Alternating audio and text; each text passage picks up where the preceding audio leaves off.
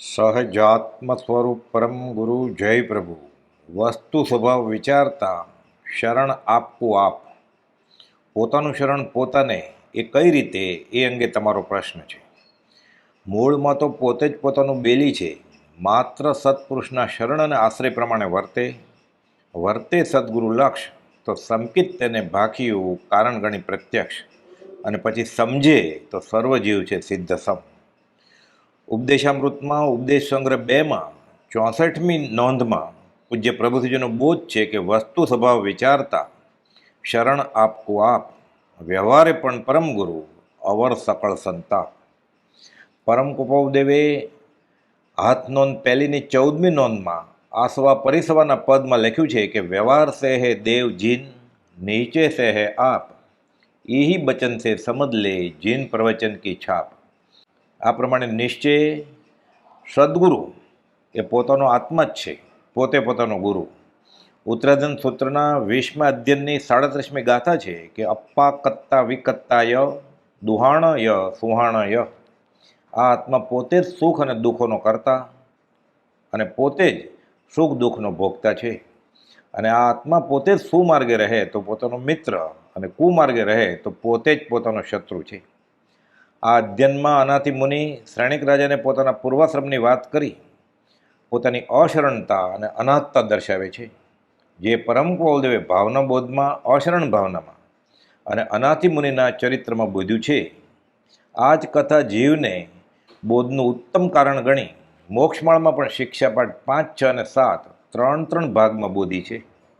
અનાથી મુનિ શ્રેણિક રાજાને કહે છે કે યુવા વયે પોતાને શરીરે દાહ જવર, મસ્તક અને આંખો અસહ્ય વેદનાથી દુખવા લાગ્યા.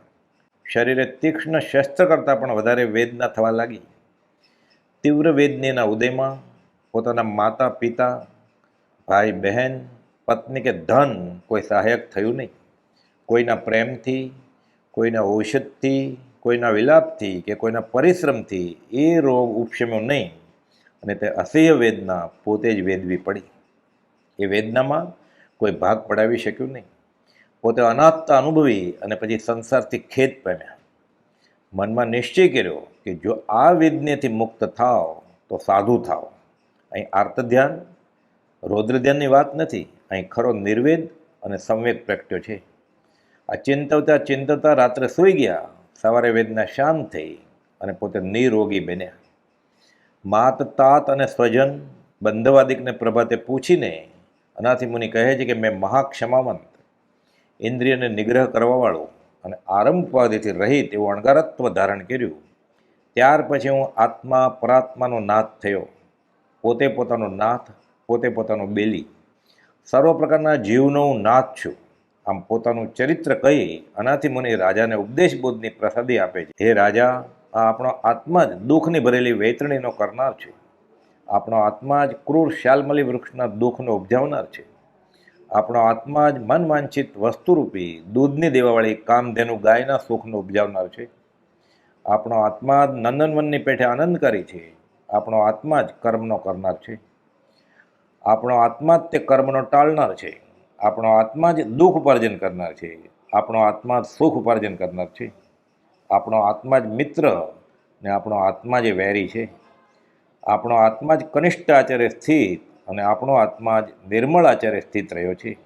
એ તથા બીજા અનેક પ્રકારે તે અનાથી મુનિએ શ્રેણિક રાજા પ્રત્યે સંસારનું અનાથપણું કહી બતાવ્યું. બ્રહ્મબિંદુ ઉપનિષદનો બીજો શ્લોક છે કે મન એવ મનુષ્યાણમ કારણમ બંધ મોક્ષયો, બંધાય વિષય આસક્તમ મુક્તિ નિર્વિષયમ સ્મૃતમ. બંધ અને મોક્ષનું કારણ પોતે જ છે, પોતાનું મન છે. વિષય આસક્ત બંધનમાં રહે છે, વિષય વિરક્ત મુક્ત થાય છે. બધોહી કો યો વિષયાનુરાગી, કોવા વિમુક્ત યો વિષય વિરક્ત, વિષય વિમુક્ત કોવાસ્તિ ઘોરો નરક સ્વદેહ, તૃષ્ણાક્ષય સ્વર્ગપદમ કિમસ્તિ. બંધાયેલો કોણ? વિષયમાં આસક્ત છે તે. કોણ મુક્ત છે? વિષય વિરક્ત છે તે.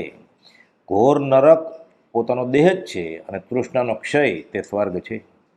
આડાવાળા અક્ષરમાં આપેલ આ સમસ્યા પૂરતી શતાવધાનમાં પરમ કૃપાદેવ વગર લખે, વગર ફરીવાર પૂછે, આ સંસ્કૃતના અક્ષરો મન મસ્તકમાં ગોઠવી આખો શ્લોક બનાવ્યો અને પછી પ્રકાશ્યું કે મહાત્મા શંકરાચાર્યજીની મણિરત્નમાળાનો આ બીજો શ્લોક છે.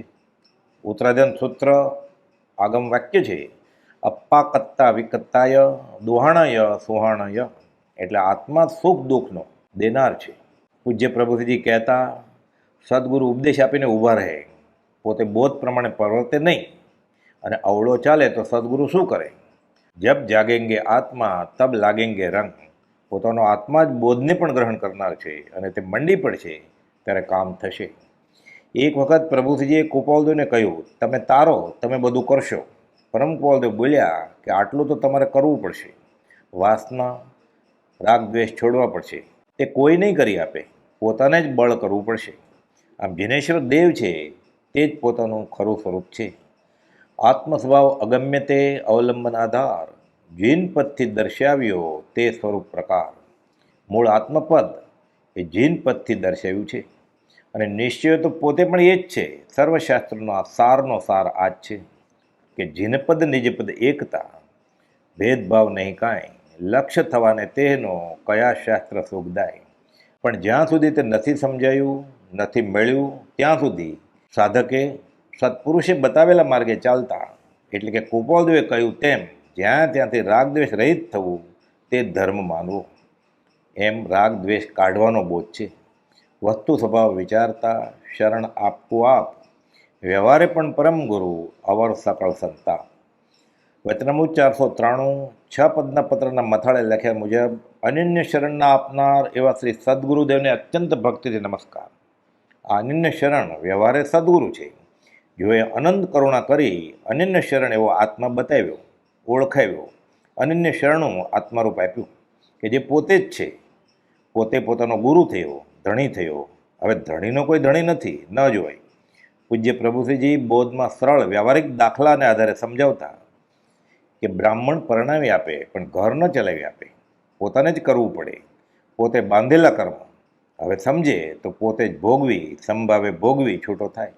આપી કરતા ભોગતા આપી દૂર કરાય.